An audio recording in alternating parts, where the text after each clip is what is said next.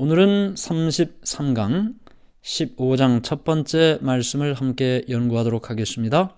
15장은 혼인잔치에서라는 제목으로 기록이 되어 있고, 성경 본문은 요한복음 2장 1절부터 11절까지 말씀을 본문으로 우리가 함께 말씀을 연구합니다. 여기 요한복음 2장 1절부터 11절의 말씀을 보면 갈릴리 가나라는 곳에 혼인잔치가 개최됩니다. 가나의 혼인잔치라고 알려져 있죠. 갈릴리 가나라는 곳은 지도를 보면 이스라엘 땅에 위에 호수가 하나 있습니다. 그것이 갈릴리 호수고, 그리고 밑에도 역시 그보다 더 큰 호수가 하나 있죠. 사해라고 되어 있습니다. 이 갈릴리 호수의 물이 요단강을 통해 사해까지 흘러내려가게 되는데, 우리가 이미 이제 요단강 이야기라든지 이런 걸 다 배우지 않았습니까? 그래서 갈릴리 호수가의 서쪽에 보면 나사렛이라는 곳이 있습니다. 예수님이 자라나신 곳이죠. 그 나사렛에서 북동쪽으로 약 8km 떨어진 곳에 작은 마을이 있는데 그곳 이름이 가나라고 합니다. 예수님께서 공생애를 시작하면서 첫 번째 하신 이적이 이 갈릴리 가나에서 열린 한 혼인잔치에서 시작이 되는 것입니다. 예수님께서 갈릴리의 작은 마을, 한 집안 모임에서 모두에게 축복이 되는 특별한 이적을 베풀어 주셨습니다. 산헤드린 회 앞이나 또 위대하고 거창한 일로 공생애를 시작한 것이 아니고 한 사람, 한 가정을 위한 동정과 행복을 위해 봉사를 시작하셨죠. 이 일은 예수님이 무엇을 위하여 봉사하셨는지를 우리에게 가르쳐 줍니다. 한 사람을 위하여, 한 가정의 행복을 위하여. 예수님께서 원하시는 것은 바로 한 사람, 한 가정의 행복이라는 것입니다. 자, 이제 요한복음 2장 1절부터 어떤 말씀이 있는지 11절까지의 말씀을 제가 읽어 보겠습니다. 사흘째 되던 날 갈릴리 가나에 혼례가 있어 예수의 어머니도 거기 계시고 예수와 그 제자들도 혼례의 청함을 받았더니 포도주가 떨어진지라 예수의 어머니가 예수에게 이르되 저들에게 포도주가 없다 하니 예수께서 이르시되 여자여 나와 무슨 상관이 있나이까? 내 때가 아직 이르지 아니하였나이다. 그의 어머니가 하인들에게 이르되 너희에게 무슨 말씀을 하시든지 그대로 하라 하니라. 거기에 유대인의 정결 예식을 따라 두세 통 드는 돌 항아리 6이 놓였는지라. 예수께서 그들에게 이르시되 항아리에 물을 채우라 하신즉 아귀까지 채우니 이제는 떠서 연회장에게 갖다 주라 하심에 갖다 주었더니 연회장은 물로 된 포도주를 맛보고도 어디서 났는지 알지 못하되 물 떠온 하인들은 알더라. 연회장이 신랑을 불러 말하되 사람마다 먼저 좋은 포도주를 내고 취한 후에 낮은 것을 내거늘 그대는 지금까지 좋은 포도주를 두었도다 하니라. 예수께서 이 첫 표적을 갈릴리 가나에서 행하여 그의 영광을 나타내심에 제자들이 그를 믿으니라. 네, 좀 긴 말씀이지만 이 이야기를 중심으로 우리가 말씀을 연구하기 때문에 먼저 성경 본문을 읽었습니다. 우리가 읽은 본문의 말씀처럼 예수님은 이제 요단강에서의 모든 일들을 뒤로하고 갈릴리의 작은 마을 가나에서 열린 혼인잔치에 참석했습니다. 요단강에서 어떤 일이 있었는지 다 기억하시죠? 지난 시간에 우리가 배운 말씀입니다. 제자들을 다 만나지 않았습니까? 예수님께서 요한의 제자였던 요한과 안드레를 만나셨습니다. 물론 요한과 안드레가 예수님을 찾아왔죠. 그들이 예수님을 따르기로 결심했습니다. 안드레가 그의 형제인 시몬을 데리고 와서 베드로도 역시 따르게 됐고 3명이 됐어요. 그리고 예수님께서는 빌립을 만나시고 나를 따르라 말씀하셨습니다. 예수님을 따르기 시작한 빌립은 나다나엘을 찾아가 역시 그에게 우리가 메시아를 만났다고 이야기를 하고 모세와 또 그 선지자들이 기록한 그분을 내가 만났다고. 그러면서 이 나다나엘이 예수님께 나오게 됐고 예수님께 당신은 하나님의 아들이십니다 라고 고백하고 그리고 예수님께서 나다나엘과 또 모든 제자들에게 하나님의 말씀으로 자신을 따르도록 권면한 장면을 우리가 지난 시간에 살펴보았습니다. 이렇게 제자들을 부르시고 그리고 예수님께서는 이 갈릴리 가나의 혼인잔치에 제자들과 함께 참석하게 됐던 것입니다. 예수님께서 이 혼인잔치에 참석했을 때 누가 와 있었냐면 예수님의 어머니 마리아도 이 혼인잔치에 참석을 했습니다. 왜냐하면 신랑과 신부 두 집이 다 요셉과 마리아의 친척들이었어요. 그래서 마리아는 이 혼인잔치에 손님으로 참석하는 것이 아니고 이 혼인잔치를 준비하는 입장에서 가족의 입장에서 이 혼인잔치에 참석을 했습니다. 물론 예수님과 제자들도 이 잔치에 초대를 받았죠. 2달 만에 어머니 마리아를 이곳에서 만났습니다. 마리아는 지난 2달 동안에 있었던 이야기들을 이미 소문을 듣고 알고 있었습니다. 예수님께서 요단강에서 침례를 받을 때 성령이 강림했다는 소식을 들었습니다. 사람들이 이 사람 저 사람 만나면서 내가 메시아를 만났다고 하는 말도 들었습니다. 우리가 아는 것처럼 마리아는 이미 천사의 방문을 통해서 또 여러 일들을 통해서 예수님이 메시아라는 사실을 확신하고 있었습니다. 언젠가는 능력을, 메시아로서 그 능력을 행할 것을 알고 있었습니다. 단지 그날이 좀 더 빨리 오기를 소망하고 있었습니다. 예수님의 탄생에 대한 비밀을 함께 알던 남편 요셉은 이미 사별하였고 예수님에 대한 이야기를 나눌 수 있는 사람은 마리아 외에 아무도 없었습니다. 그런 과정 속에서 예수님과 이 마리아가 이곳 가나에서 혼인잔치에 만나게 되는데 혼인잔치는 그 당시의 혼인잔치는 약 일주일 정도 지속이 됐습니다. 잔치가 계속 진행이 되는데 잔치가 진행이 되는 동안에 음식과 또 마실 것이 제공이 되죠. 그런데 우리가 성경 본문을 읽은 것처럼 그들이 마실 음료가 떨어졌어요. 포도주가 떨어졌습니다. 자, 여기 제가 이제부터는 이 포도주라는 말을 포도즙이라는 말로 설명을 할 것입니다. 이 잔치에 사용된 음료가 과연 포도주일까요? 포도즙일까요? 성경은 포도주로 기록이 되어 있는데 예수님께서 과연 술을 만들어서 사람들에게 먹으라고 하셨을까요? 네, 이 이야기는 이제 우리가 본문에 대한 이야기를 다 배우고 난 다음에 따로 이 성경에 나타난 술과 또 성경 본문 요한복음 2장 우리가 배우는 여기에 나타난 이 포도주가 과연 어떤 관계가 있는지 술인지 아닌지 따로 나중에 공부를 하도록 하겠습니다. 이제 아직 공부를 하진 않았지만 그러나 예수님께서 결코 포도주를 만들어 술을 만들어 사람들에게 주지 않았을 것이라는 것을 전제로 제가 포도즙으로 설명을 합니다. 그들이 음식과 함께 먹고 마시던 이 모든 것들이 이제 잔치 동안에 제공이 되는데 우리가 성경 본문을 읽은 것처럼 포도즙이 마실 음료가 떨어졌습니다. 잔치를 준비한 사람들, 이 잔치를 준비하고 있는 사람들은 이 당황스러운 일이죠.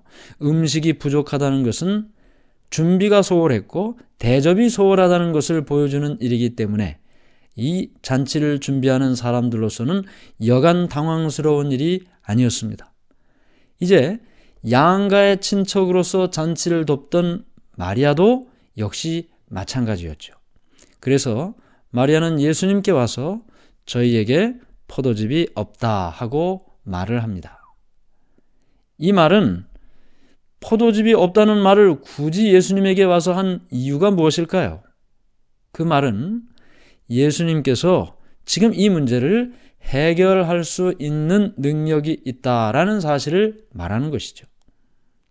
예수님께서 이렇게 대답을 합니다. 요한복음 2장 4절.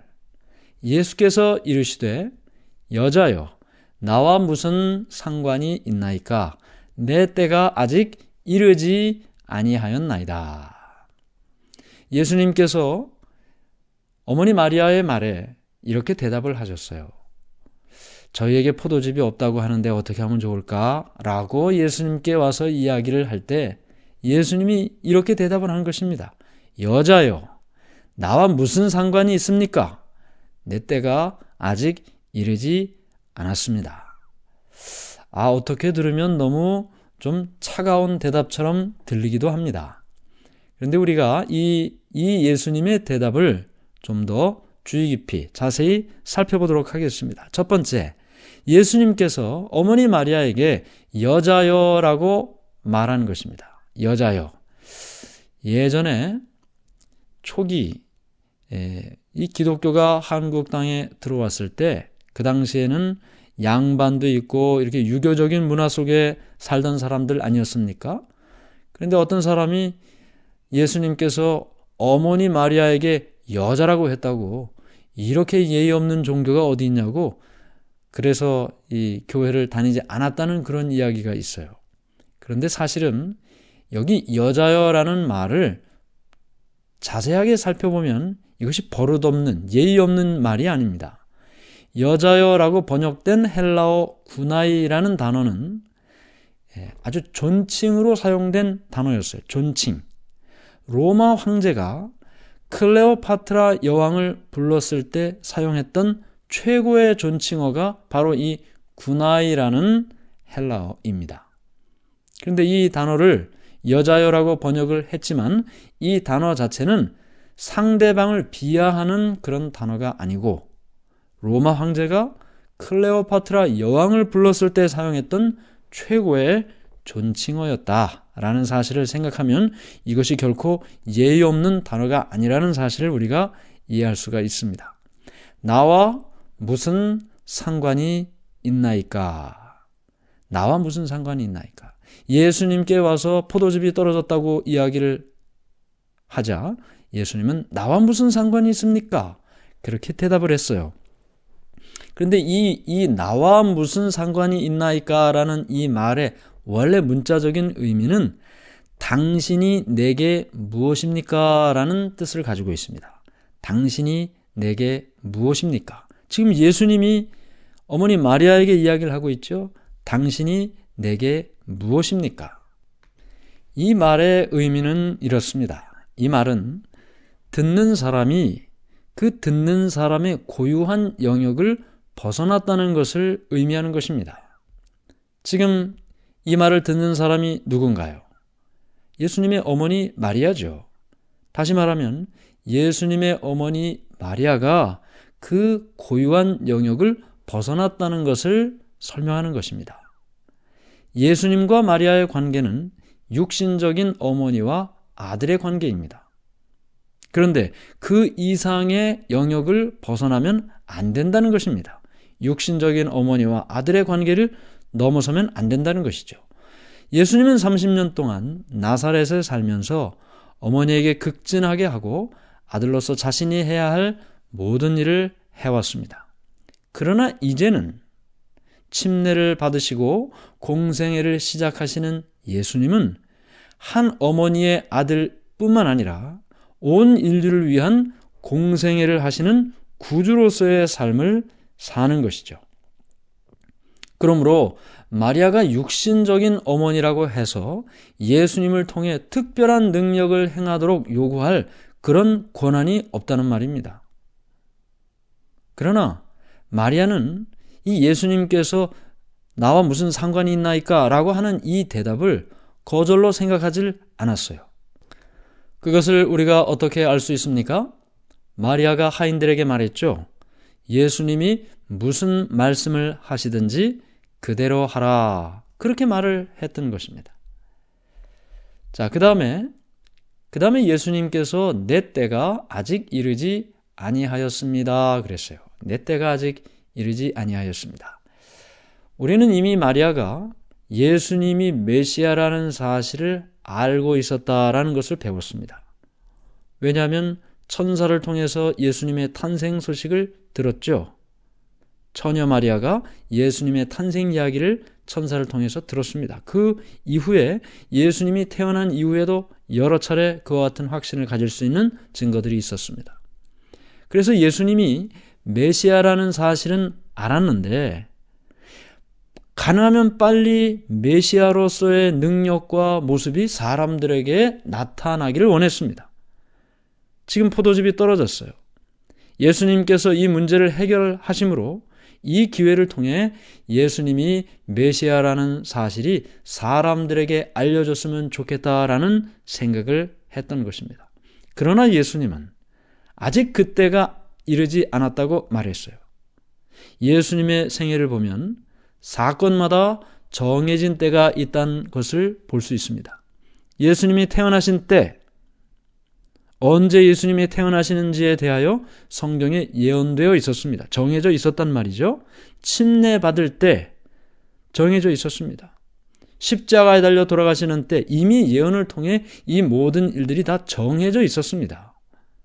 예수님의 생애는 정해진 때가 있었습니다. 그 때가 있기 때문에 메시아로서 자신이 드러날 그 때도 역시 정해져 있는 것이죠. 그 때가 아직 이르지 않았다는 것입니다. 예수님께서는 공생의 봉사의 마지막이 되기 전까지는 메시아인 것을 공개적으로 말하지 않으셨습니다. 나중에 메시아라는 것을 공개적으로 말했기 때문에 그 주장 때문에 십자가에 달려 돌아가셨습니다. 예수님께서 유다가 배반했던 그 밤이 돼서야 비로소 그때 내 때가 가까웠다고 말씀하셨습니다.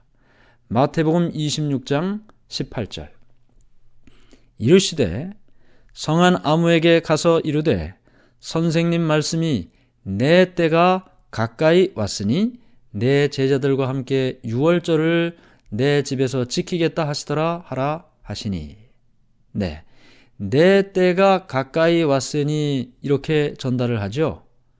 예수님의 때가 가까이 왔다는 것은 이미 예수님의 생의 마지막 부분에 가서야 이야기가 나타나는 것입니다. 그래서 예수님께서는 아직 그 때가 이르지 않았다고 이야기를 했던 것입니다. 이렇게 예수님께서 말씀을 하셨지만, 그러나 예수님께서는 이적을 베풀어 주셨습니다. 예수님께서 이적을 행하신 목적이 무엇일까요? 그것은 마리아의 그 믿음, 그리고 제자들의 믿음, 그들의 믿음을 더욱더 굳게 하시기 위해서 이날 이 문제를 해결하시는 일을 통해 예수님이 어떤 분이신지에 대한 분명한 믿음과 확신을 갖도록 하셨습니다. 마리아가 예수님의 사명에 대해 분명하게 알고 있지는 못했지만 예수님을 메시아로서 전적으로 신뢰한 것은 분명했습니다. 첫 이적을 행하신 것은 마리아의 이와 같은 믿음을 높이고, 왜냐하면 마리아가 예수님께 와서 저희에게 포도즙이 없다라는 이야기를 한 것이죠. 그것은 예수님에 대한 믿음을 설명하고 있기도 한 것입니다. 그래서 이러한 마리아의 믿음을 높이고 제자들의 믿음을 굳게 하기 위함이었습니다. 제자들의 믿음, 예수님을 따른 지 지금 얼마 되지 않은 제자들, 예수님이 어떤 분이신지, 어떤 일을 행하실 수 있는 분인지 그들은 잘 모르죠.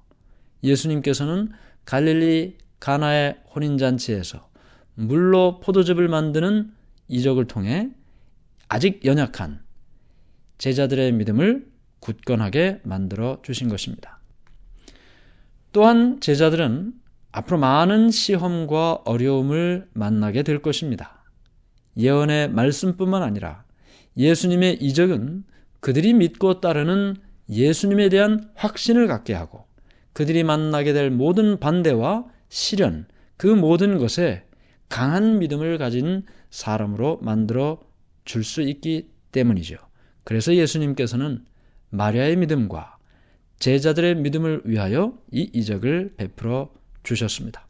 오늘 우리는 예수님께서 갈릴리 가나에서 한 집에 한 가정과 한 사람을 위하여 이적을 베푸시고 그들의 마음에 기쁨과 행복을 가져다주는 이 사건을 통해서 예수님께서 공생애를 시작하는 것을 보았습니다.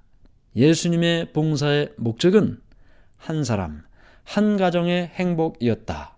이것은 오늘 우리의 마음에 예수님의 사랑이 따뜻한 사랑이라는 것을 다시 한번 느끼게 합니다. 나 한 사람을 위하여, 나의 가정을 위하여 예수님께서 일하신다는 사실을 기억하게 되기를 간절히 바랍니다. 하늘에 계신 하나님 아버지, 2000여 년 전 갈릴리 가나의 어느 집에 혼인잔치에 참석하신 예수님, 그 가정의 어려움을 해결해 주신 예수님, 그리하여 함께 기뻐하고 감사하고 보람을 얻을 수 있는 일을 행하신 예수님, 그 예수님을 오늘 우리가 만나게 도와 주시옵소서. 예수님의 사역이 가장 작은 자를 위한 사역임을 기억하고 살게 해 주시옵소서. 예수님의 이름으로 간절히 기도드리옵나이다. 아멘.